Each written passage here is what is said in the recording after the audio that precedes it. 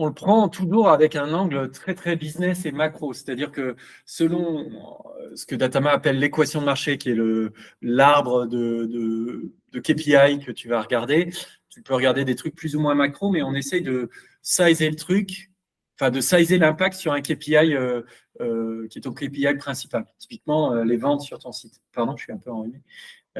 Et du coup, ce que tu décris de dire il y a un problème sur iPhone, machin, c'est intéressant dans la mesure où ça impacte le business. C'est-à-dire le fait que tu collectes mal en Tchécoslovaquie la donnée, parce que je sais pas quoi, ton bandeau de cookies est pas propre, bah, c'est intéressant d'être alerté là-dessus dans la mesure où c'est d'autant plus intéressant que ça impacte le KPI principal que tu cherches à suivre. Donc, on le prend plutôt de manière top-down, c'est-à-dire de regarder vraiment tes KPI principaux, tu peux en regarder plusieurs à la fois, comment ça impacte le KPI global, le plus intéressant que tu cherches à suivre, et ensuite, qu'est-ce que ça drive et quelle est la dimension. Et c'est là qu'on va aller te dire, ah bah oui, c'est parce que l'iPhone en Tchécoslovaquie est plus traqué correctement. Et donc, il y a une sous-performance de tel sous-segment sur telle sous-dimension. Et tout ça, tu le reçois dans ton inbox,